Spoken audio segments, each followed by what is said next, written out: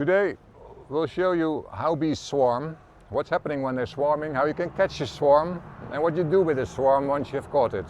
So this is what we call the bee flat. We can stick up to 260 small colonies here. And what we use it for is two things.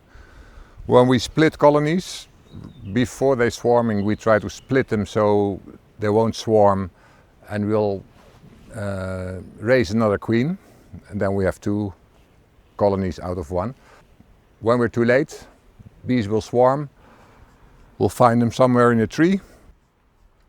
We'll catch them, and we'll put them also in one of these little hives, which have only 6 frames. Okay, swarm catching. Wat in de heg? Ik weet niet waar die zit. Zie je hem niet? Oh, daar. Oh, valt een beetje mee. Maar daar kan je er beter bij. Ja. Ready?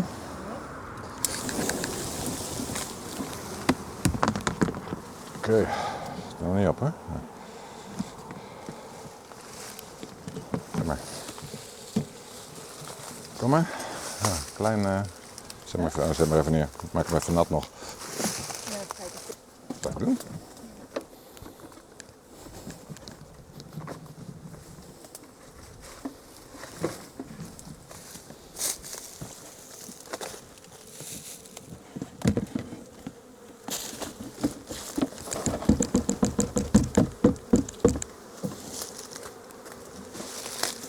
It's how to catch a swarm, part 1. It's actually extremely easy to catch a swarm because swarming bees suck a drop of honey each before they start swarming. So half the colony takes the old queen, and with their drop of honey they fly away and they go rest somewhere in a tree. From that place they start some really interesting democratic process of determining where they're going to live. And actually there are some scouts looking for a hollow tree or an empty beehive if they're lucky, or if we're lucky. And then you see them come back and they kind of start discussing on this swarm. They discuss, or they communicate by walking, or we call them dancing.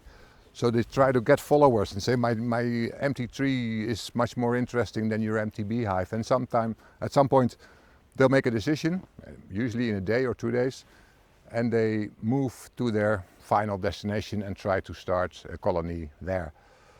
Obviously we want to catch them long before they move. We'll stick them in a small hive, and usually the queen just continues laying eggs. Now because they bring a little bit of honey, apparently they know that they're valuable. So swarming bees just don't sting. You can take this whole ball of bees, basically if you're crazy enough, with your bare hands, and you can just put them in a box, in a hive or whatever. So catching swarms looks very impressive, but it's not dangerous at all. It's important to regularly check the bees. Wouter and his crew check the hives on different things, also to prevent swarming and keep the current colonies healthy. So we check basically every 2 weeks if they're doing well. First thing we are interested in is, do we find eggs and larvae? If we find eggs, we know the queen was there or is there. So the life cycle of a bee is 3 days eggs, 6 days larvae, 12 days pupae. So that is a total of 21 days, or 3 weeks, and then the bee is born. So if you see an egg, you know at least in the last 3 days the queen was there. That for us is the most important part. A lot of pollen. Whoops, see if we can see this. Yeah. And a lot of eggs, which are fairly difficult to see.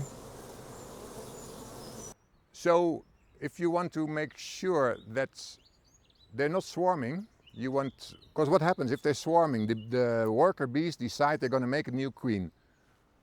Before that queen is born, they swarm. So it takes basically 9 days to make sure that they're, if you want to prevent swarming, you have to check every 9 days. 3 days eggs, and then you know if it's going to be a queen or not after 9 days. So we don't always have time to do it every 9 days. We do it every 2 weeks, so sometimes we miss a swarm and they go up in the air, but then we just catch them. Otherwise, you can check for, are they collecting honey? Is there enough food? Are there any diseases? But basically for us, when the queen is laying eggs and they look pretty good, we leave them alone. So the hobby imkers usually open a hive, they take every frame out, look at both sides, start looking for the queen to make sure there's a queen. We don't do that. If we see eggs, we know there's a queen. Immediately we close the hive again. So we lift maybe 1 frame, maybe 2, and we close it. Takes us 3 minutes, less, instead of 1 hour. Because in a beehive it's like 37 degrees Celsius, like in our body. It's like an organism in itself.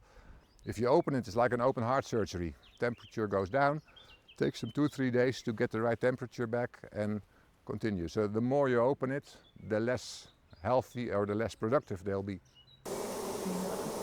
Nope. 1 more frame to go, you want to check? Yeah, give it a shot, who knows.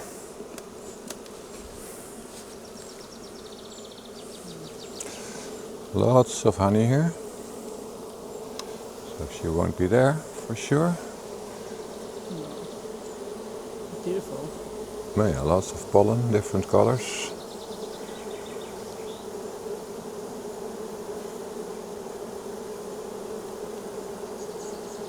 But it's a young queen, so maybe she's still trying to find it.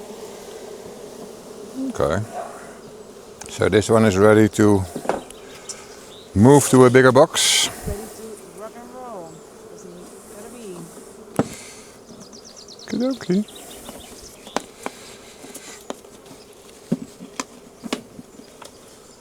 And a lot more to check.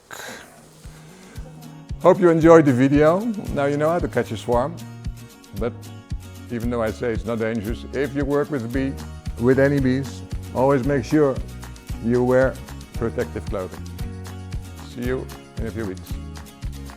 Thanks for watching this episode of Hives and Hammers. In the next episode we'll check back on the Sminia estate. How far did Wouter and Pepijn come with the buildings on the estate?